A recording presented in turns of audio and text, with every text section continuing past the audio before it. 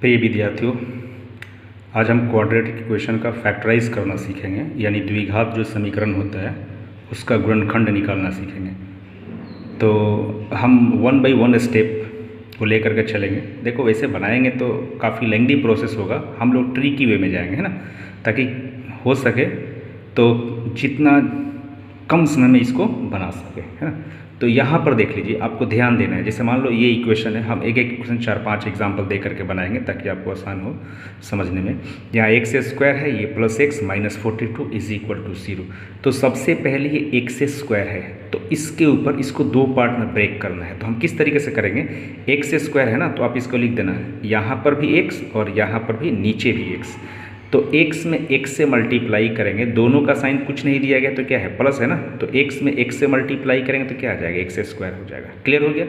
अब डायरेक्टली हम constant part पर अटैक करेंगे। -42 है, तो -42 है तो हम क्या करेंगे, इसको कौन से दो नंबर लेकर के मल्टीप्लाई करेंगे ताकि -42 आ जाए। तो 7 में 6 से या 6 में 7 से मल्टीप्लाई, इस तरीके से इसको भी आप लिख दीजिए।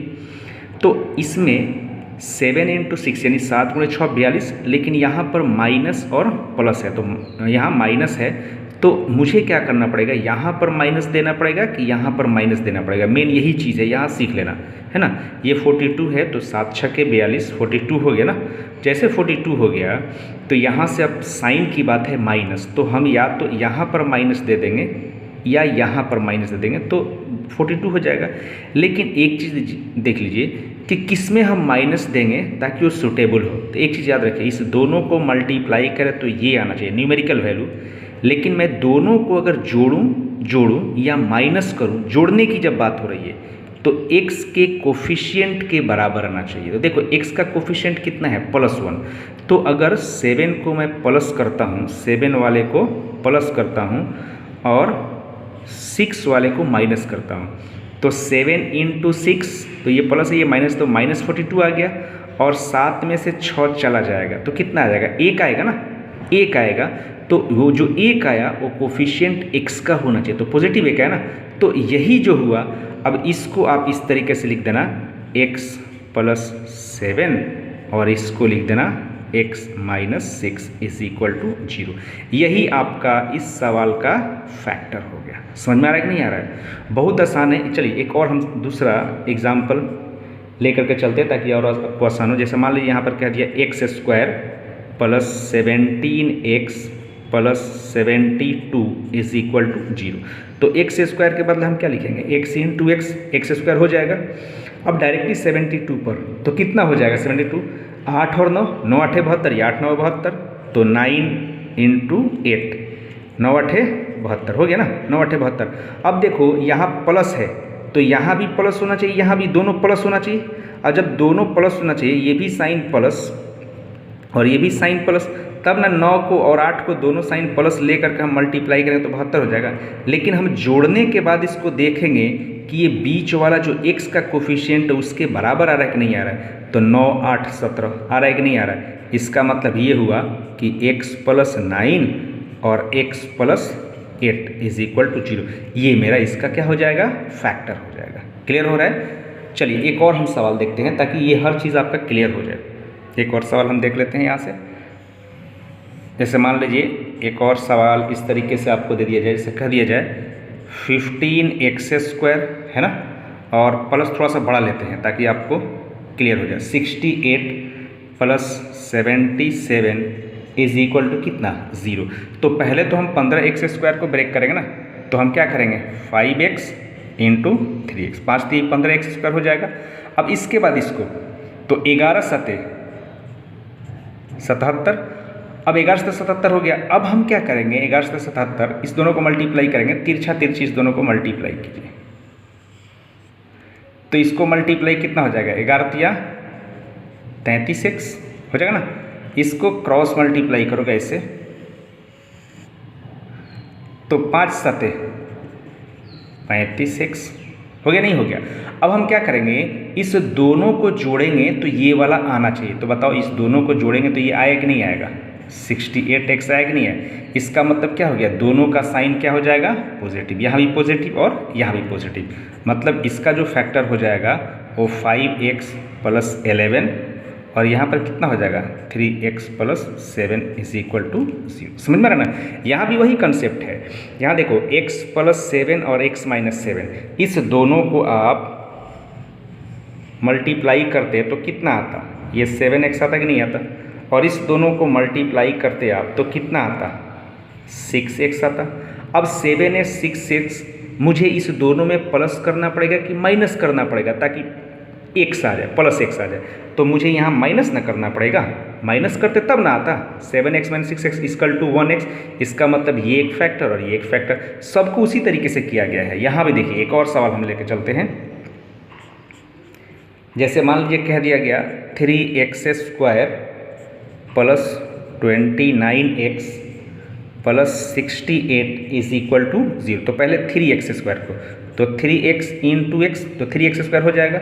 अब 68 को तोड़ना है तो 17 चौका 17 और ये 4 हो गया ना, तो 17 चौका 68। अब इसको मल्टीप्लाई कर दो, देखो इसको मल्टीप्लाई करेंगे ना, 17 गुण x तो 17x, इसको मल्टीप्लाई कर दो तो कितना हो जाएगा 3x इंटू 4 12x। अब बताइए इस दोनों को जोड़ेंगे तो 29 के बराबर है कि माइनस करेंगे, तो जोड़ना पड़ेगा ना तभी ना 29x आएगा। इसका मतलब मुझे जोड़ना पड़ेगा, तो यहाँ भी साइन और यहाँ भी पॉजिटिव साइन। इसका फैक्टर कितना हो जाएगा 3x प्लस 17 और ये x plus 4 is equal to 0। ये आपका क्या हो रहा है फैक्टराइजेशन हो रहा है। इस वे में अगर हम फैक्टर करेंगे तो कोई भी सवाल बहुत आसानी से बन जाएगा।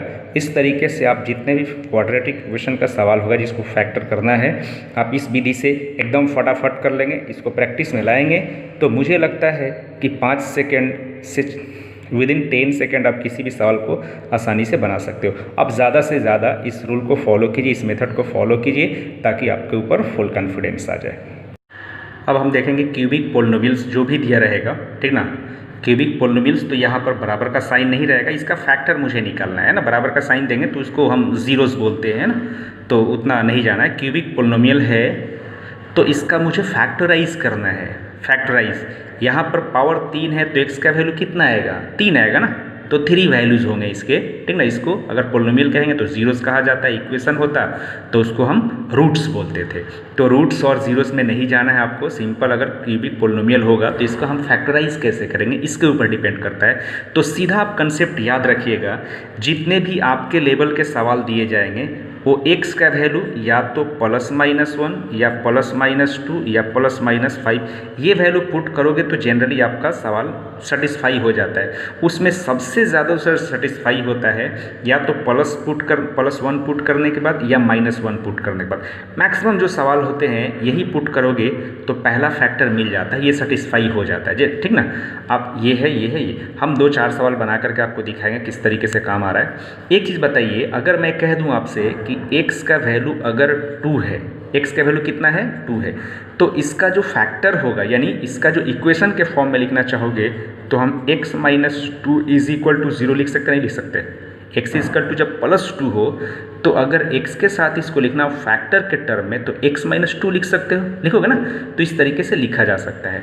तो ये चीज़ आपको याद रखना है। चलिए अब हम देखते हैं यहाँ से क्या सेटिस्फाई करूँ ताकि 0 आ जाए। तो हम यहाँ से पुट करते हैं क्या चीज़, x का वैल्यू माइनस पुट करके देखते हैं। माइनस अगर हम पुट करते हैं अपने मन से x इक्वल टू -1, तो -1 पुट करेंगे तो -1 के पावर क्यूब और ये +3 इंटू -1 का स्क्वायर -13 इंटू -1 और -15, तो -1 का क्यूब -1, ये -1 का स्क्वायर पॉजिटिव 1 तो 3 हो जाएगा, ये माइनस प्लस 13 और -15, ये देखो पॉजिटिव 3 और पॉजिटिव 13, ये 16 हो जाएगा, 16 हो जाएगा पॉजिटिव में, -1 -15। बताओ ये 0 आया कि नहीं आया। इसका मतलब ये हुआ कि x -1 x इक्वल टू -1 हम पुट कर रहे हैं तो ये 0 के बराबर आ जा रहा है। इसका मतलब ये हुआ कि x + 1 एक फैक्टर होगा इस गिवन क्यूबिक पोलिनोमियल का। समझ में आ रहा है ना, x इक्वल टू -1 इसको सेटिस्फाई कर रहा है, इसका मतलब x + 1 एक फैक्टर होगा।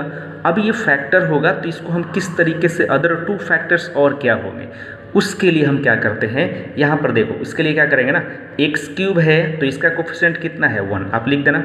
उसके बाद 3x² है तो एक्स स्क्वायर का कोफिशिएंट कितना है 3, तो 3 आप लिख देना। इसके बाद x का कोफिशिएंट कितना है -13, आप लिख देना। उसके बाद कांस्टेंट टर्म कितना है -15, ये इतना हो गया। आप इस तरीके से इसको कर देना। इसके बाद x का वैल्यू आप कितना पुट किए थे ताकि ये सेटिस्फाई हुआ था, -1 ना, तो -1 आप यहाँ लिख देना।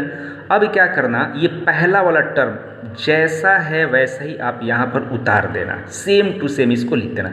अब क्या करना, इसको और इसको इसके साथ मल्टीप्लाई करना, -1 × 1 कितना आ गया 1 ना, -1 ही ना, तो -1 यहाँ पर लिख दीजिए। कितना लिख दोगे -1। अब इसको सॉल्व कर दिए, 3 - 1 कितना हो जाएगा 2।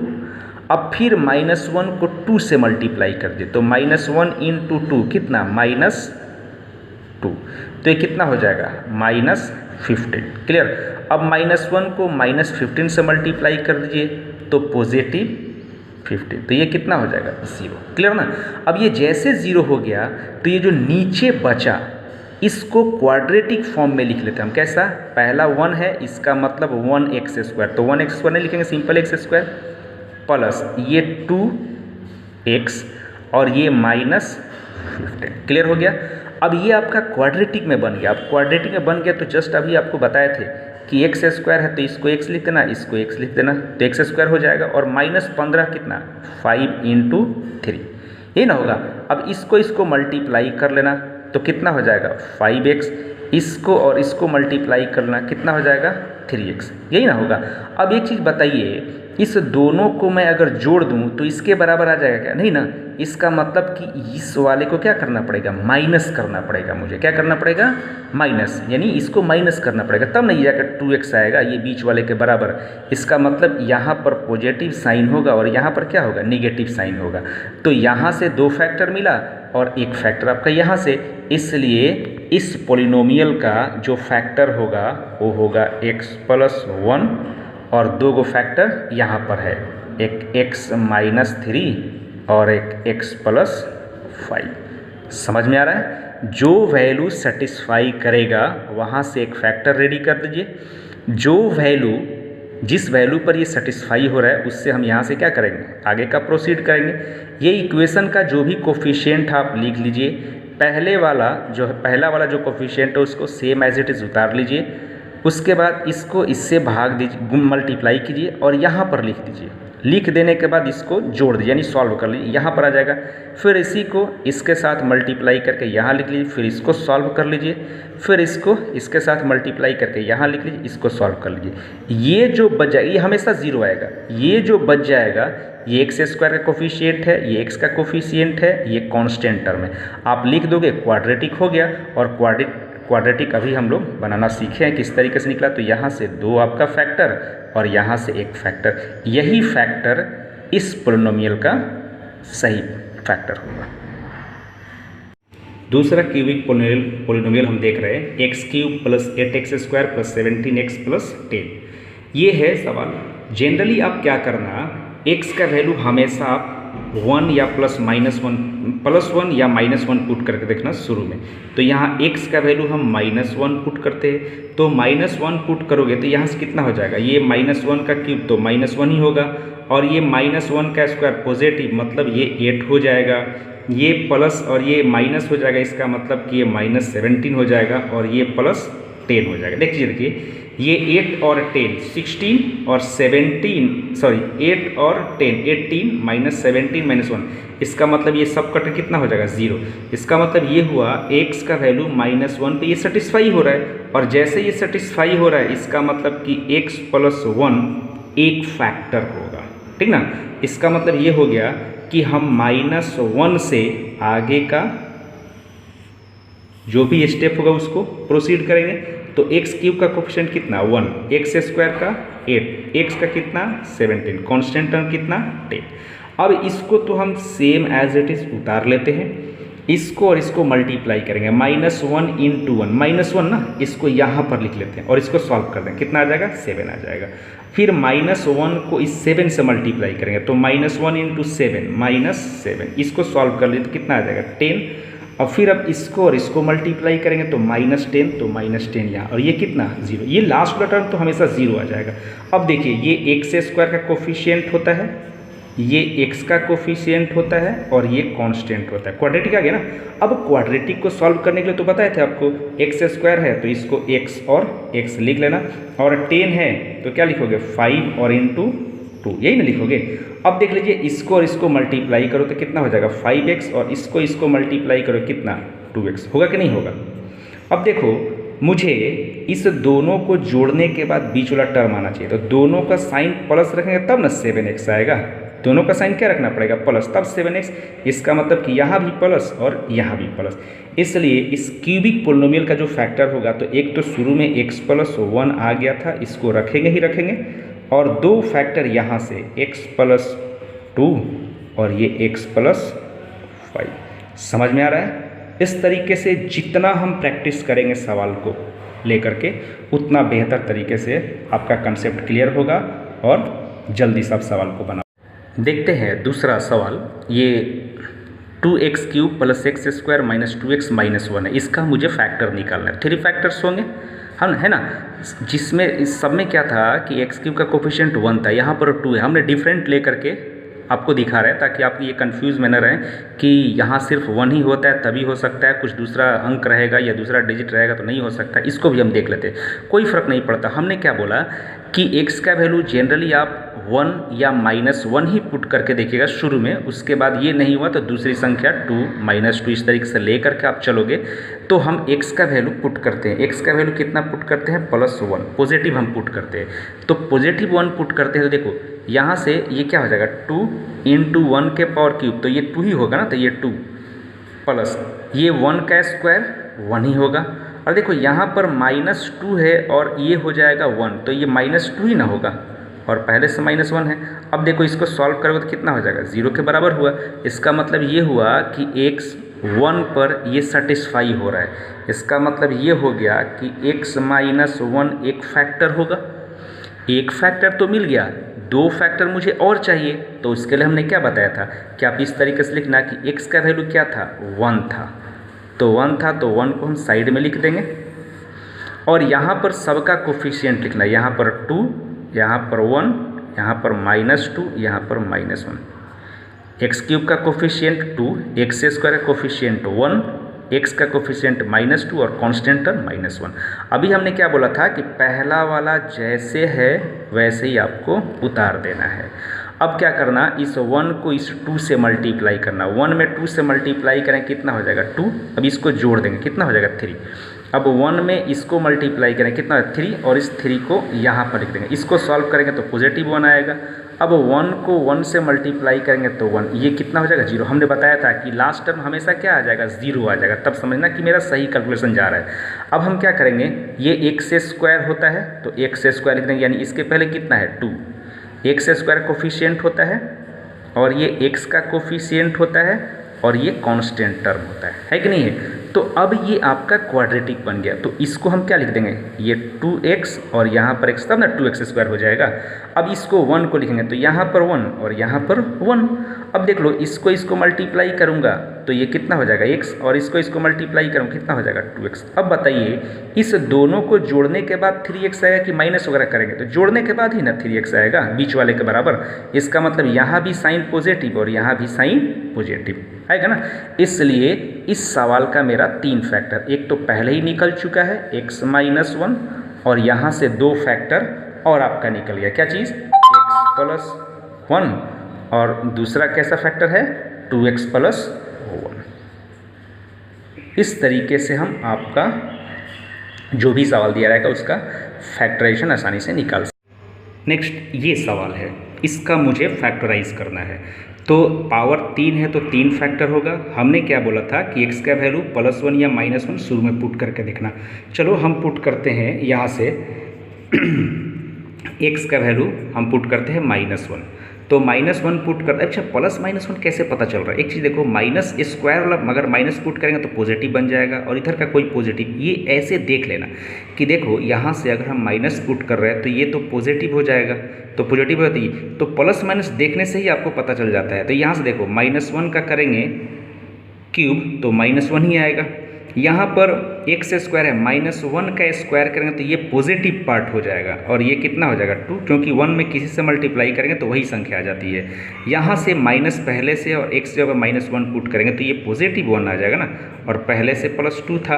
अब देखो ये 3 और ये -3 कितना हो जाएगा 0 के बराबर। इसका मतलब ये हुआ x जो है -1 इसको सेटिस्फाई कर रहा है, तो हम कह सकते हैं कि x + 1 मेरा एक फैक्टर होगा, यानी इस सवाल का एक फैक्टर निकल गया। मुझे 2 फैक्टर और चाहिए, तो x के कौन से वैल्यू पर ये सेटिस्फाई हो रहा था, -1 पर, तो -1 हम यहाँ लिख देंगे और इस तरीके से एक प्रोसीजर के लिए फोटो बना देंगे, डब्बा बना देंगे, बॉक्स बना देंगे। x³ का कोफिशिएंट कितना है 1 आप लिख दोगे, x² का कोफिशिएंट कितना है -2, x का कोफिशिएंट कितना -1 और ये कितना 2। क्लियर। हमने क्या बोला था कि पहला वाला सेम एज इट इज़ आप उतार दीजिएगा, उतार दिए। अब -1 को इससे मल्टीप्लाई करोगे तो -1 × 1 कितना -1, तो -1 आप यहाँ लिख देना और इसको आप काम तमाम कर लेना। तो -2 -3 -1 तो -3 हो गया। फिर -1 में -3 से मल्टीप्लाई कर लिए तो माइनस माइनस प्लस तो पॉजिटिव हो जाएगा, इसका मतलब कि यहाँ पर 2 आ जाएगा। अब -1 को 2 से मल्टीप्लाई करोगे -2 0, यहाँ पर 0 आ गया, इसका मतलब मेरा कैलकुलेशन सही है। पहला वाला जो होता है ये x² का कोफिशिएंट होता है, तो 1x² मतलब सिंपल x²। ये दूसरा वाला टर्म जो होता है x का कोफिशिएंट होता है और लास्ट वाला ये जो टर्म होता है ये कांस्टेंट होता है। हो गया ना।